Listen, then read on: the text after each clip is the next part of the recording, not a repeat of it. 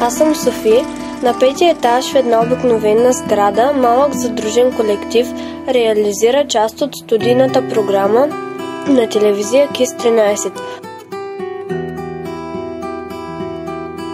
Управителят Ивайло Косев и неговия екип най-любезно ни показват как протича един техен работен ден.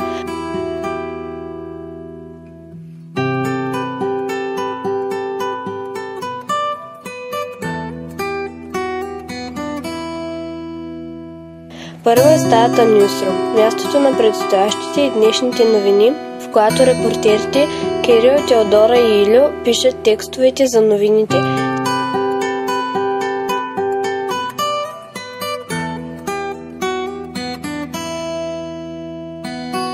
Следва стаята за монтаж. Това е мястото, където новините се озвучават, а след това се монтират с картина от Тони.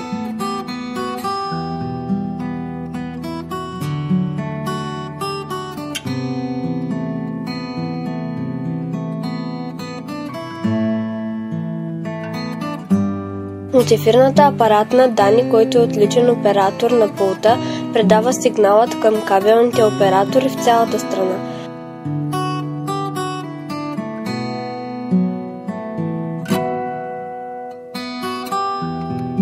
Следва най-интересното. Вече сме в студиото. Тук операторът Ангел и водещата на новинарската емисия Теди ни запознават с тяхната работа. Сега е ред на Габи.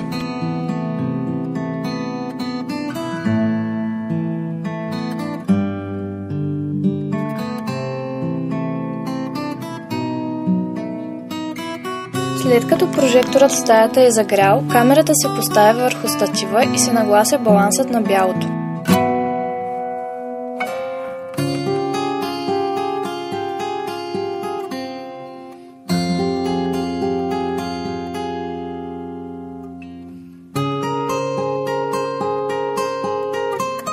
През това време Теди се подготвя за ефир.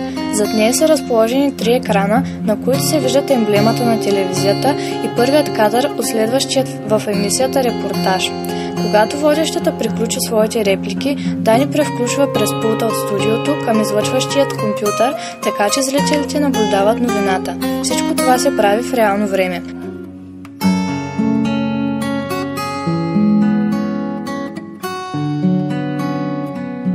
Работата на екипа на телевизия KISS 13 изглежда забавна и интересна, но тя никак не е лесна. Тези хора са изцяло дадени на своята професия, влагат много труд и търпят лишения. Затова вечер, седнали пред малкия екран и гледайки новините, си дадем сметка, че те са плод на упорита работа. Благодарим на тези мили хора за дадената възможност, че дори и за малко се докоснахме до магията телевизия.